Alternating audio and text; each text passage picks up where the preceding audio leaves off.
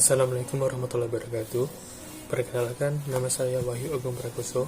Di sini saya akan mencoba menjelaskan tentang peranan pemerintah, barang publik, dan eksternalitas dan kegagalan pasar.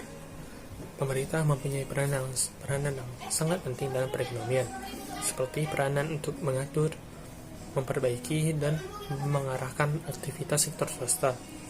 Peranan pemerintah dalam perekonomian modern dapat digolongkan menjadi 3 golongan besar, yaitu yang pertama adalah peranan distribusi, berupa distribusi pendapatan dan kekayaan. Distribusi ini berkaitan erat dengan masalah keadilan atau pemerataan. Yang kedua adalah peranan stabilisasi, yaitu mengupayakan stabilisasi dalam perekonomian.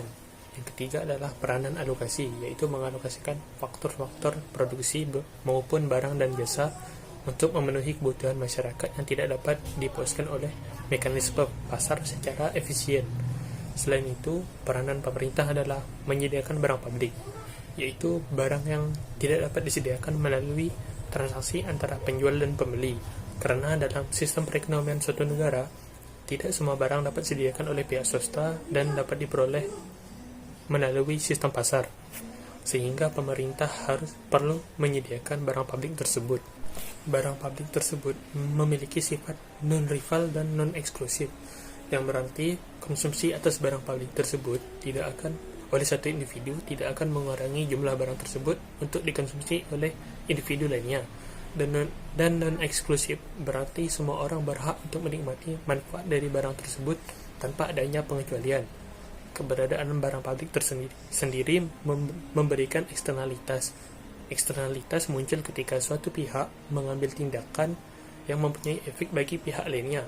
Efek tersebut tidak dibayar oleh individu atau perusahaan yang bertindak. Jika ditinjau dari segi dampaknya, eksternalitas dibagi menjadi dua, yaitu eksternalitas positif dan eksternalitas negatif. Eksternalitas positif adalah tindakan suatu pihak yang memberikan manfaat bagi pihak lain, tetapi manfaat tersebut tidak dialokasikan di dalam pasar. Kenapa tidak dialokasikan ke dalam pasar?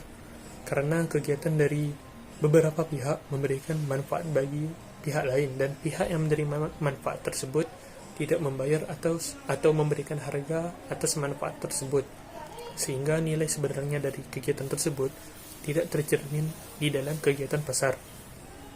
Kemudian eksternalitas negatif, yaitu biaya yang dikenakan pada orang lain di luar sistem pasar sebagai produk dari kegiatan produktif.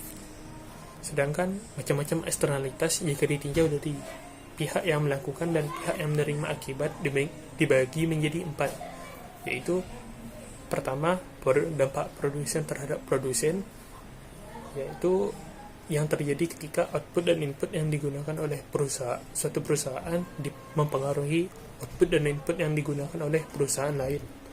Yang kedua adalah dampak produsen terhadap konsumen, yang terjadi ketika fungsi utilitas konsumen tergantung pada output dari produsen.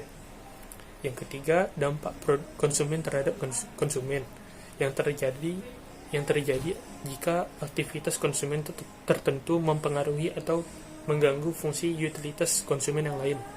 Dan yang terakhir, dampak dari konsumen terhadap produsen, meliputi efek dari kegiatan konsumen terhadap output perusahaan.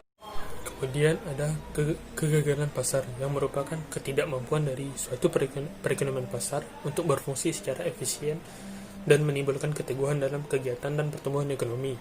Dalam hal terjadinya kegagalan pasar, maka pemerintah diharapkan untuk ikut campur tangan agar alokasi sumber ekonomi dapat tercapai secara efisien.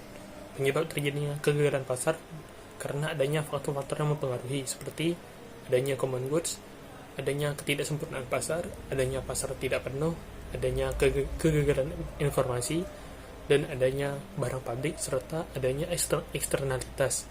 Adanya eksternalitas menimbulkan peranan alokasi pemerintah dalam perekonomian. Dalam hal eksternalitas negatif, pemerintah mengenakan pajak kepada penyebab eksternalitas sampai eksternalitas yang ditimbulkannya mencapai tingkat 0. Namun dalam hal sebaliknya, eksternalitas positif, pemerintah mengenakan subsidi terhadap produsen untuk meningkatkan produktivitasnya seperti subsidi hak paten.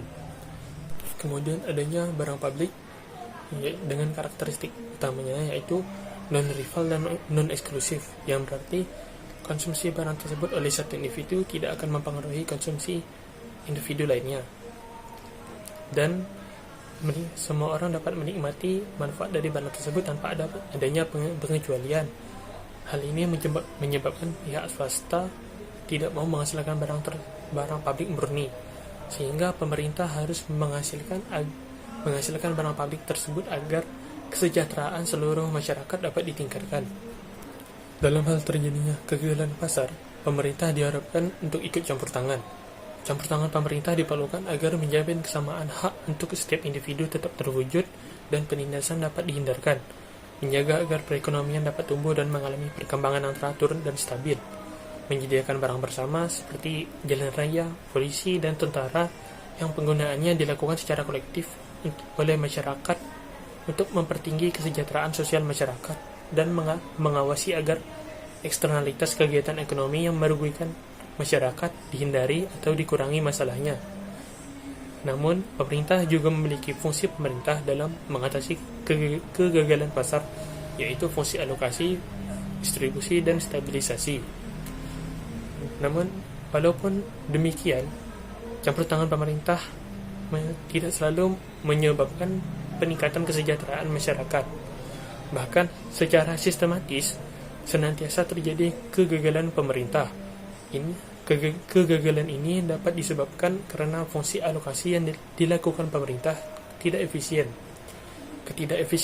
Ketidakefisienan pemerintah ini disebabkan oleh 4 hal. Di antaranya informasi yang terbatas, pengawasan yang terbatas atas reaksi pihak swasta, pengawasan yang terbatas atas perilaku birokrat, dan hambatan dalam proses politik.